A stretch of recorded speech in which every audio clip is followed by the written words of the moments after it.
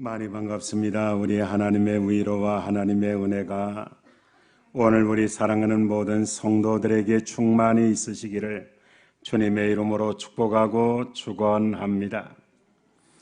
오늘 우리 자녀들이 우리 부모들에게 정말로 원하는 모습은 어떤 모습일까 많이 생각을 해 봅니다. 말은 안 하지만 자녀가 실패했을 때 이해해주고 용기를 주는 부모를 원할 것이라고 생각을 합니다. 살다가 실수를 했을 때에도 위로해주고 언제나 내 편에 서 계신 분들 부모였으면 좋겠다 이런 생각을 할 것입니다. 자녀들이 우리 부모님은 진정으로 나를 사랑하시고 격려를 해주는 분이다라는 생각을 하면 자녀들은 자기의 고민과 약점과 부끄러움을 다 부모들에게 털어놓게 되는 것입니다. 부모에게 자기 고민을 털어놓는 자녀는 탈선하지 않는다는 통계가 있습니다. 가끔 자녀들은 학교 성적으로 인해서 실패와 고민을 합니다. 그럼 우리 부모들은 어떻게 해야 하나요? 그 성적으로 어떻게 하려고 그러냐? 공부도 못하면서 왜 사냐? 그리고 먹고 사는 것이 용타. 도대체 어느 대학에 들어가려고 하느냐 하면서 비난하고 그리고 비판하고 야단쳐야 하는 거냐라고 하는 말입니다. 여러분, 우리가 운전면허 시험장에 가면 별것 아닌 운전면허 시험에서도 벌벌 떨고 있는 우리 부모들이 매달 시험에 시달리며 지내는 자녀들의 심정을 너무 이해하지 못하고 있다는 그런 생각을 가져봅니다. 여러분, 자녀들을 끝까지 믿어줘야 합니다. 물론 부모의 마음은 잘 압니다. 다 자식 잘 되기 바라는 마음에서 그런 것 아니겠습니까? 어느 시대 어느 문화에서도 부모의 자식 사랑은 정말 대단하다 이런 생각을 갖고 그리고 우리 자녀들에게는 부모가 꼭 필요한 것입니다. 공부하는 자녀들에게 이성 문제가 생기면 부모들은 바짝 긴장을 하는 것을 보게 됩니다. 자녀들에게 사랑이 필요하기에 이성 교제를 원하고 사귈 수도 있을 것입니다. 그런 사실들을 알지만 솔직하게 말해 자녀의 이성 교제는 부모들에게 불안한 마음을 가져다 주는 것입니다. 그러나 마음은 불안해도 불안감과 의심을 은근히 표현해서 반발감을 주기보다 나는 너를 믿고 있다는 믿음을 자녀들에게 표현해서 그들의 판단을 존중해 주는 것이 오히려 자녀들의 행동을 바르게 만들게 될 것이다라고 하는 것입니다. 우리 자녀들이 어느 순간 사랑의 감정을 느끼는 것은 아주 자연스러운 일입니다. 그것 때문에 그것을 바라보는 부모의 시선도 매우 자연스러워야 합니다. 그리고 흐뭇하게 바라보면서 사귀는 아이가 좋은 아이라면 같이 축하해주고 축복해 줄 수 있어야 합니다. 불안하고 불량한 것처럼 보여도 공개해서 사귀게 하면 별일이 아닌 것처럼 됩니다. 우리의 눈에 자녀의 사랑이 시시하게 보여도 자녀들에게는 매우 소중한 것입니다. 그렇기 때문에 마음이 불안감이 있는 것 사실이지만 그 아이의 사랑을 존중해주고 적극적으로 후원해서 밝은 곳에서 사귀게 하고 자기를 지키는 법을 가르쳐주며 때로 자녀 이성 친구에 대해서 넌지시 물어보는 여유도 있어야 하는 것입니다. 이처럼 조금 기도하면서 기다리면 되는데 그 사랑과 우정을 억지로 막아보십시오. 시간이 지나면서 오히려 뚝이 터지는 것처럼 큰 문제가 발생하는 경우도 많이 있다라고 하는 것입니다. 따라서 자녀의 판단을 믿어주십시오. 우리가 정말 바르게 키우려고 노력하고 기도했다면 틀림없이 정상적인 판단을 가지고 사귈 것이며 잘못된 아이라면 멀리할 것입니다. 그런 판단 정도는 우리 자녀들이 할 수 있게 키우고 그리고 할 수 있다고 기도하며 믿어야 한다라고 하는 것입니다. 우리 자녀들이 그러한 사랑과 우정의 탑을 쌓는 과정에서 양보와 이해를 배우게 되고 사랑의 탑을 쌓다가 실패하면 실패를 통해서도 얼마나 많은 것을 배우는지 모르는 것입니다. 우리의 자녀들을 따뜻한 시선으로 보아주시기를 바랍니다. 멀리 지켜보면서 자녀들을 믿어주면 자녀들은 절대로 그 믿음을, 그 기도를 배반하지 않습니다.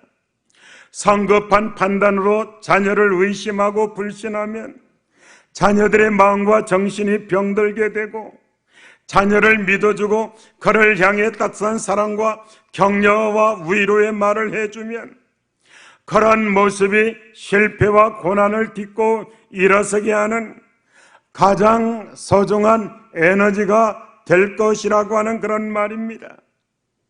사랑하는 우리 성도 여러분, 제가 지금까지 말한 이런 교육 방법은 사실 성경에 나오는 예수님의 교육 방법입니다. 부드럽게 사랑하는 자녀를 이끄는 모습이 오늘 본문에 잘 나와 있습니다. 오늘 본문의 주인공은 실패한 제자 도마에 관한 이야기입니다. 우리들은 도마를 많이 놀려댔습니다. 의심 많은 도마라고 우리는 그렇게 말을 많이 했습니다. 그 도마의 모습이 바로 우리의 모습인데 실패한 제자 도마를 부드럽게 이끄시는 주님의 모습은 우리에게 정말 감동적이라고 생각을 합니다. 부활하신 주님께서 제자들에게 오셨을 때 도마는 그 자리에 없었습니다. 왜 도마가 그 자리에 없었을까? 한번 추론해 보시죠. 왜 도마가 그 자리에 없었을까? 여러분, 도마의 성격은 매우 아주 급진적인 성품이었습니다. 우리가 요한복음 11장 16절에 보면 예수님께서 제자들에게 죽은 나사로에게 가자고 할 때 도마가 말을 합니다. 우리도 저와 함께 죽으러 가자, 그 모습을 보면 도마는 참으로 열정적인 사람이었다고 그렇게 볼 수가 있는 것입니다. 열정이라고 하는 것은 참 필요한 것이지만 문제는 열정이 쉽게 극단적이 될 수 있다는 점입니다. 선천적으로 열정이 있는 분들이 있는데 그 열정이 꿈과 지혜가 겸비되도록 기도해야 한다는 것입니다. 어떻게 보면 가끔 열정적으로 신앙생활하는 사람을 보는데 그러나 엉뚱한 곳에서도 열정을 보이는 분들이 있다는 그런 말입니다. 어떤 사람들은 잡 먼저 빼는 문제를 가지고 열정적으로 사생결단하는 사람 보게 됩니다. 그 나가는 입구가 좁은데 좀 먼저 나가게 양보하면 지금까지 교회에서 하나님의 말씀을 우리를 사랑하시고 이해하시고 양보하시는 예수님의 말씀을 많이 들었음에도 불구하고 정말로 차 빼는 문제 이것 하나 해결하지 못해서 사생결단하는 열정을 보이는 분들이 있습니다. 어떤 사람은 남편이 생일을 한번 잊어버렸다고 해서 한 달 이상이나 남편과 이야기를 하지 않고 말을 섞지 않는 그런 아내도 있다고 하는 그런 얘기를 듣습니다. 아마 고개를 끄덕하신 분은 그런 경험이 있으리라고 생각을 합니다. 한 달은 아니지만 일주일은만 안 했어요. 이런 사람도 있으리라고 생각을 합니다. 어떤 사람은 퇴근해서 집에 돌아왔는데 아내가 자고 졸고 있다고 해서 다시 나가 버리고 나중에 늦게 국밥 한 그릇 사 드시고 돌아오시는 사람도 있다고 합니다. 여러분, 도마도 그처럼 속이 상하면 말없이 뛰쳐나가는 그런 극단적인 사람이었던 것 같습니다. 정말로 주님이 돌아가신 어탈감에 감정을 절제하지 못하고 어디에 가서 방황하면서 자기의 생을 한탄하고 있었을는지 모릅니다. 그래서 그 자리에 없었고 예수님을 만나지 못했다라고 하는 것입니다. 그리고 나중에 와서 하는 말이 나 주님의 부활을 못 믿겠다 하는 것이었어요. 제자들이 다 나 예수님을 만났다고 하지만 정말로 내가 그 손에 못자국을 보고 그 못자국에 손가락을 넣으며 내 손을 그 옆구리에 넣어보지 않고는 믿지 않겠다고 그렇게 말을 하고 있는 것입니다. 정말로 어떻게 보면 제자들이 다 예수님을 만났다고 이야기를 합니다. 정말로 신비로운 그런 이야기입니다. 하지만 그것을 부인하고 자기 눈과 손으로 확인하겠다고 하는 것입니다. 여러분, 이처럼 도마는 의심이 많고 비판적인 사람이었습니다. 얼마나 답답한 일입니까? 우리가 사람과 함께 일을 하다 보면 이런 안타까운 일을 만나는 경우가 많이 있는 것입니다. 어떤 사람은 분위기를 답답하게 만듭니다. 일을 꼬이게 만드는 길로 갑니다. 그리고 직선적으로 말해서 상대방과 동료들의 마음을 아프게 하는 경우도 있습니다. 항상 부정적으로 생각하고 모든 것을 삐딱하게 보고 송곳처럼 꼭 찌르는 말을 합니다. 그렇다고 해서 자기가 맡은 일을 잘 감당하느냐 하면 사실상 그렇게 하지도 못합니다. 그렇게 사니까 자신도 말을 한 다음에 불편하고 답답하고 그리고 공동체도 답답해지는 것입니다. 우리를 항상 답답하게 만드는 사람이 아니라 시원하게 만드는 사람이 되어야 한다라고 하는 것입니다. 이제 여름이 다 되어 갑니다. 여름철에는 무엇보다 시원한 얼음물 한 그릇이 아주 어울리지 않겠습니까? 제가 얼음물을 여름에 더울 때 한 그릇을 들이키며 하나님 앞에 이렇게 시원한 사람이 되었으면 좋겠습니다. 이렇게 기도할 때가 많이 있었습니다. 아메리카노 아이스로 말입니다. 얼음을 동동 띄워서 좀 옅게 만들어 큰 컵에 한 컵을 담아 땀을 뻘뻘 흘리고 난 다음에 쭉 들이키면 그 시원함은 이루 말할 수 없다라고 하는 것입니다. 여러분 보세요. 정말 공동체에서 시원한 사람이 되어야 한다는 그런 말입니다. 주님도 안 믿고 제자들도 믿지 않는 도마의 모습을 보세요. 얼마나 답답한 일입니까? 정말 주님으로서도 속상한 일이라고 생각을 합니다. 그러나 주님은 다시 그를 찾아오십니다. 도마를 만나주시고 도마를 만족하게 하시고 도마의 믿음을 회복시키기 위해서 다시 26절에 찾아오십니다.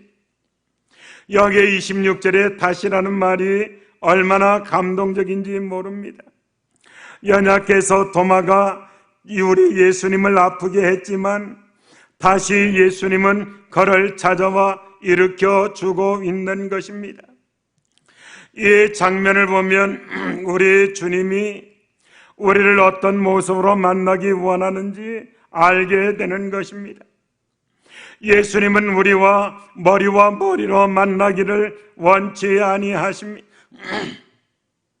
예수님은 우리를 가슴과 가슴으로 만나길, 다시 말하면 뜨거운 가슴과 뜨거운 가슴으로 만나기를 원하시는 예수님이십니다. 머리에서 가슴까지는 약 30cm 정도밖에 되지 않지만 머리에서 가슴으로 사랑이 도달하는 시간이 사람에 따라서 10년과 20년과 30년이 될 수도 있는 것입니다. 여러분, 신앙생활이라고 하는 것은 가슴으로 체험해야 하고 삶으로 실천해야 합니다.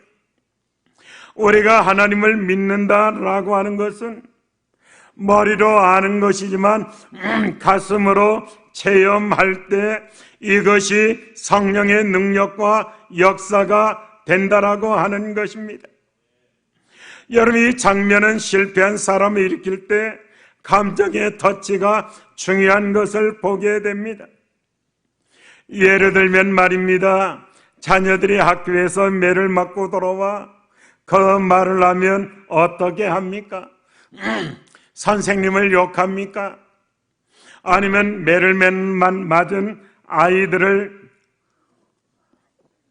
나무래고 실수와 잘못을 꾸짖습니까? 여러분, 어떻게 해야 합니까?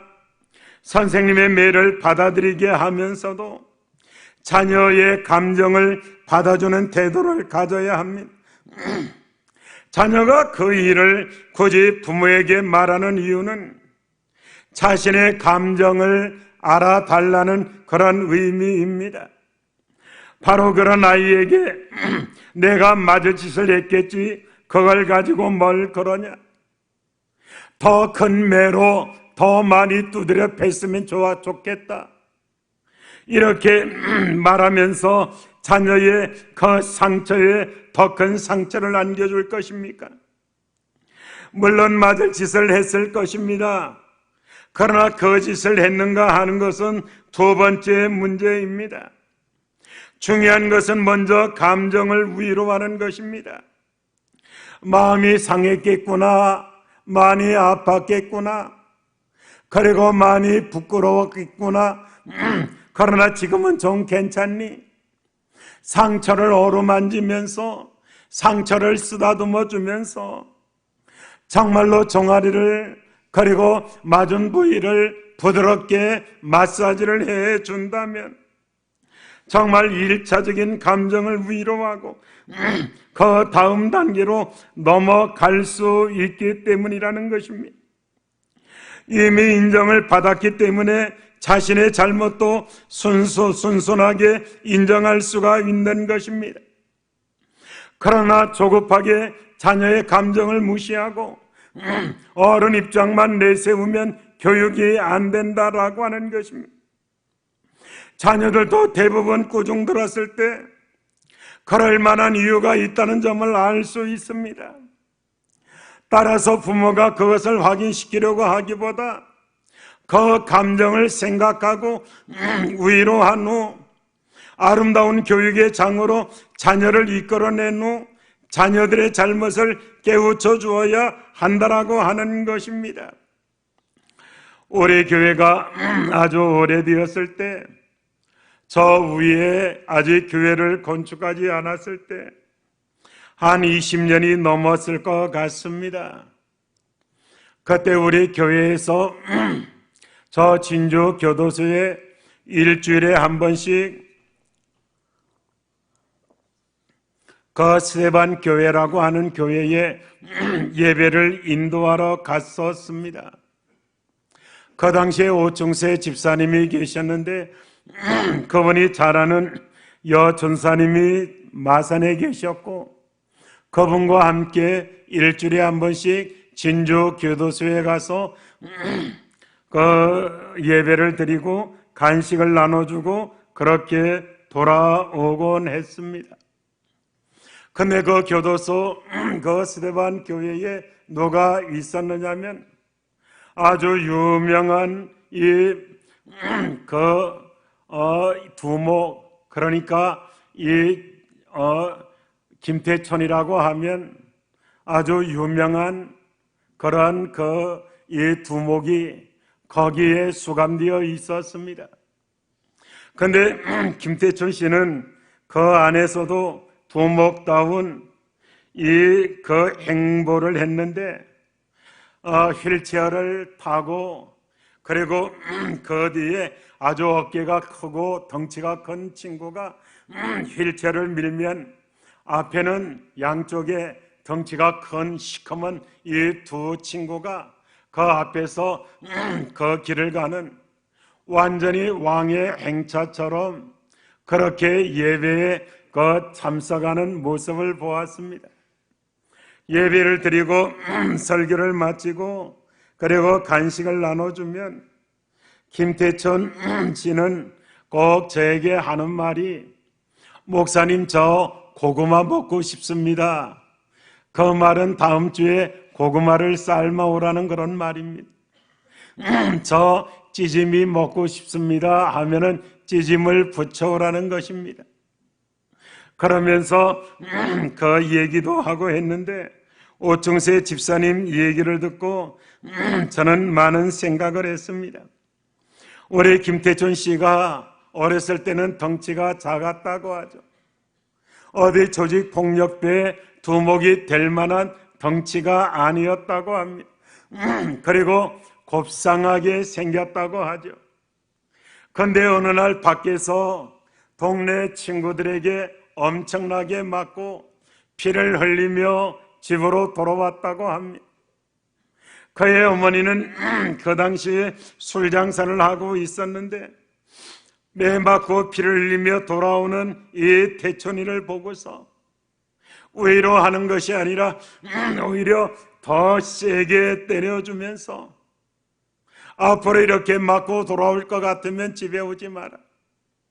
너를 때리는 애가 있으면 돌로 얼굴을 까뭉개라. 그리고 칼로 찔러도 전체적으로 엄마가 책임질 테니까 절대로 맞고 오지 마라. 그때부터 김태촌이는 칼을 손에서 놓지 않았다고 합니다. 칼을 손에서 놓지 않고 겁을 내지 않고 휘두르니까 그 어떤 사람이 그 앞에서 대항하겠습니까?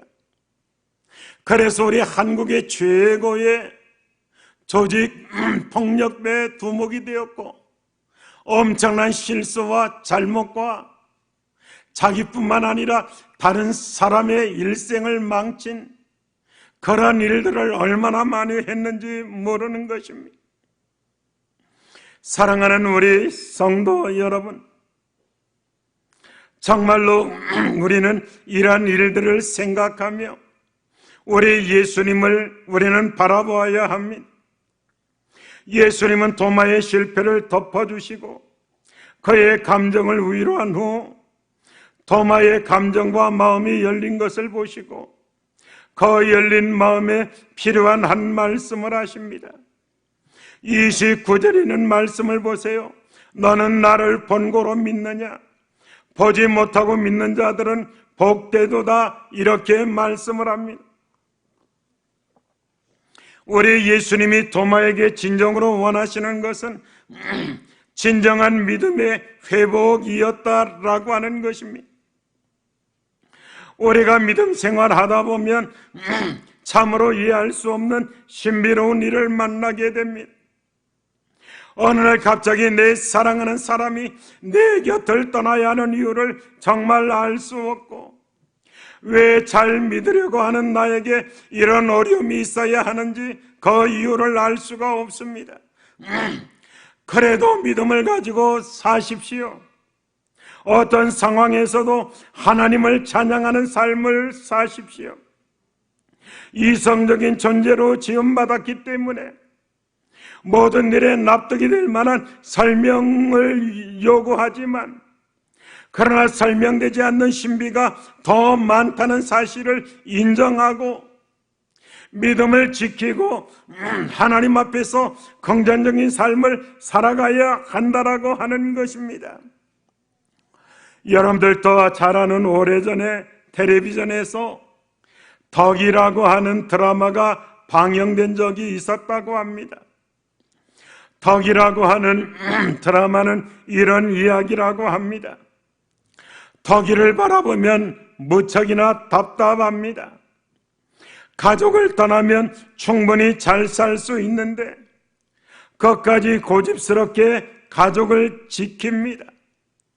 너무 답답할 정도로 순진합니다. 그러나 이 드라마 작가 이유 씨의 의도는 이 순진함이 현대의 삭막함에 도전하는 그런 내용이었다고 합니다.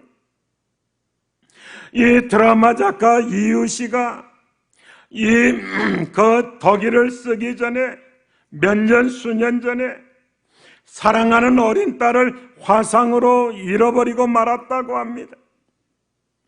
마음의 고통을 감당할 수 없어 막막한 느낌으로 사는 그에게 어느 날 예수님이 찾아오셨습니다. 그리고 예수님을 만났습니다. 그리고 그 사랑을 받았습니다. 그 감격이 얼마나 큰지 모릅니다. 그 사랑과 감격을 마음속에 간직하던 차에 그가 이것을 덕이라고 하는 인물을 통해서 우리 예수님의 사랑을 표현하자 해서 이 소설을 썼다는 그런 말이 있습니다. 사랑하는 우리 성도 여러분, 예수님은 우리에게 기적을 베풀기 위해서 이 땅에 오신 것 아닙니다. 예수님이 오신 중요한 목적은 우리 인생의 주인이 되시기 위해서 오셨다라고 하는 것입니다. 우리의 삶에 험한 풍랑이 밀려올 때 우리는 잃어버린 예수님을 찾는 계기가 되도록 해야 한다라고 하는 것입니다. 기적을 보면 그것으로 예수님을 찾고 기적이 끝나도 예수님을 찾아야 한다라고 하는 것입니다. 제가 이 설교를 준비하면서 하나님 앞에 눈물로 감사한 내용이 있습니다. 우리 성도의 딸 하나가 무척이나 어두움 속에서 방황하는 딸이 한 명 있습니다. 얼마나 그 부모 마음이 어렵고 힘들겠습니까? 우리가 다른 가족이라고 생각해서 그렇지, 만약 우리 집에 그러한 자녀가 있다면 그 고통과 아픔은 정말 헤아릴 수 없을 거라고 그렇게 생각을 합니다. 이 말씀을 준비하며 사랑하는 딸을 위해서 하나님 앞에 기도를 했습니다. 하나님, 이 딸이 정말 하나님의 은혜를 입었으면 좋겠습니다. 이 어려움과 이 풍파로 인해서 이 딸이 하나님을 정말 찾았으면 좋겠습니다. 제 마음속에 울리는 한 가닥의 그런 영성이 울려왔습니다. 내 마음속에 울리는 그런 음성이 그 아이도 내 딸이다 라고 하는 말이었습니다. 걱정하지 마라, 그 아이의 주인은 나다. 그 아이의 주인이 마귀가 아닙니다. 그 아이의 주인이 귀신이 아닙니다. 그 아이의 주인도 우리 예수님이시다라고 하는 그런 말입니다. 여러분, 믿음이라고 하는 것은 무엇보다 예수님 안에서 아름다움을 향해서 돌아서는 능력입니다. 이 세상의 모든 것은 아름다운 면과 추한 면을 동시에 가지고 있습니다. 극심한 고통을 가져다 주는 기도 제목이 나중에 풍성한 축복이 되는 경우가 있고, 운이 좋았다라고 좋아하던 그것으로 인생이 망치는 경우도 많이 있는 것입니다. 우리가 믿음으로 생각을 바꾸면 세상은 전혀 다른 모습으로 우리에게 다가오는 것입니다.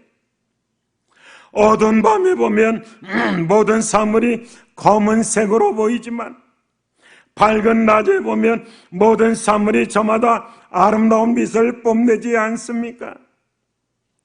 여러분, 오늘 우리의 삶도 마찬가지라고 생각을 합니다. 우리나라는 경제적인 난국이다 하며 걱정을 많이 하는 사람들이 있습니다. 1인당 수천만 원씩 빚을 지고 있는 나라라고 염려를 합니다. 반도체 하락, 자동차와 산업이 미국과 중국의 갈등 속에 많이 힘들어합니다. 그러나 성도 여러분, 우리나라를 수십 년 만에 세계 경제 10위권에 올려놓은 분은 하나님이셨다라고 하는 말입니다. 중국이 아닙니다. 그리고 미국도 아닙니다. 하나님이 이 나라를 책임져 주셨습니다. 그분을 바라보면 평안을 얻을 수가 있는 것입니다. 지금도 매주 월요일 서울 연세중앙교회에서 약 1만 명의 목회자들이 나라와 민족을 위해서 힘을 다해 기도를 하고 있습니다.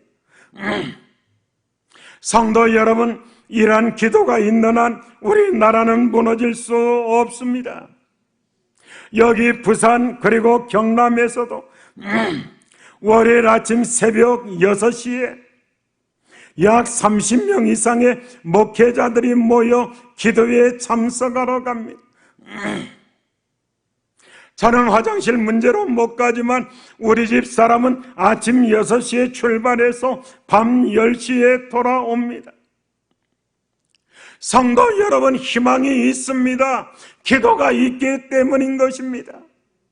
다 망할 것 같지만 그렇지 않습니다. 반드시 축복과 행복의 길이 있다라고 하는 것입니다. 어떤 분은 모든 것이 끝났다라고 말하지만 그러나 끝난 것 아닙니다. 하나님의 자녀에게는 반드시 하나님의 선한 계획과 선한 손길이 있다라고 하는 것입니다. 그렇기 때문에 희망을 들고 그리고 희망의 빛을 비추어야 한다라고 하는 것입니다. 절망하는 말을 하지 마십시오. 정말로 비판하는 말을 하지 마십시오. 남을 흠집내는 말을 하기보다 우리 예수님을 보세요. 예수님 그 갈릴리 바닷가에서 베드로에게 하신 말씀을 한번 생각해 보세요. 베드로는 예수님을 멀찍이 따라갔습니다. 그리고 예수님을 부인했습니다. 예수님을 3번이나 저주하며 예수님을 모른다고 부인을 합니다. 예수님 입장에서 얼마나 서운했겠습니까? 내가 저를 얼마나 챙겨줬는데 변화산에도 같이 데리고 올라갔고 그리고 틈틈마다 베드로는 빠뜨려뜨리지 않았는데 이제 와서 예수님을 모른다 하며 저주하며 예수님을 부인하고 있는 것입니다. 아직 잉크도 안 말랐습니다. 내가 주와 죽을지언정 절대로 주를 부인하거나 배반하지 않겠다고 말한 것이 아직 메아리로 사라지지 않았는데도 이렇게 예수님을 부인하고 있는 베드로를 한번 생각해 보세요. 예수님이 그 디베랴 바닷가에서 베드로를 만났을 때 너는 가 하면서 내가 나를 그렇게 할 수가 있어, 나를 무시할 수가 있어, 나를 배반할 수가 있어 하며 예수님이 베드로의 멱살을 잡았습니까? 베드로를 나무랬습니까? 꾸짖었습니까? 돌아가라고 그렇게 말씀하셨습니까? 너는 나를 사랑하느냐? 이 말씀을 3번 하면서 베드로의 사랑을 확인하고 베드로의 믿음을 회복시키시는 우리 예수님의 그 은혜를 보세요. 바로 그것이 나를 향한 우리 예수님의 은혜요 사랑이다라고 하는 거예요. 도마도 생각해 보세요. 그 믿지 못하는 이 도마, 우리 예수님의 입장에서 얼마나 서운했을까요? 그러나 도마의 따귀를 때렸습니까? 도마를 발로 찼습니까? 아닙니다. 도마를 감싸고 도마를 위로하고 정말 이 도마를 따뜻하게 대하는, 우리가 범죄한 대로 우리를 대한다면 우리 죽어도 10번은 넘게 죽었을 거예요. 그러나 우리 예수님께서 사랑으로 우리를 대하시고 인도하시고 용서하시고 은혜를 베푸신 이것을 한번 생각해 보십시오. 정말로 절망하고 한을 토하고 때리는 말, 비판하는 말로 남의 흠집만 잡는다면 이러한 질서 없는 맹목적 분노는 사회에 영향을 미치지 못하고 자기도 해치고 마는 것입니다. 더 어렵게 만들고 더 망하게 만드는 것이 바로 이런 자세인 것입니다. 어둡다고 원망하기보다 작은 등불이라도 하나 들고 있는 것이 좋은 것입니다. 헬런 켈러 여사의 말을 들어보세요. 헬런 켈러는 앞을 보지 못하는 장님이었습니다. 말을 하지 못하는 언어 장애인이었습니다. 그리고 말을 듣지 못하는 그러한 장애를 가지고 있는 그러한 사람이었습니다. 이런 장애 삼관왕이라고 그렇게 말을 하는 헬런 켈러 여사가 어둡다고 불평하지 말고 등불을 향하여 돌아서십시오, 이렇게 말을 합니다. 이 세상이 어둡다, 그렇다고 해서 불평하고 원망하지 말고 희망을 향하여 돌아서십시오. 예수를 바라보라라고 하는 것입니다. 사랑하는 성도 여러분, 정말 따뜻한 말을 해 주어야 합니다. 남편이 정말 듣기 원하는 말이 어떤 말이겠습니까? 따뜻한 말을 듣고 싶어 합니다. 아내가 정말 듣기를 원하는 말이 어떤 말입니까? 따뜻한 말 한마디를 듣고 싶어 한다는 그런 말입니다. 우리 부모들이 우리를 통하여 듣고 싶은 말이 어떤 말입니까?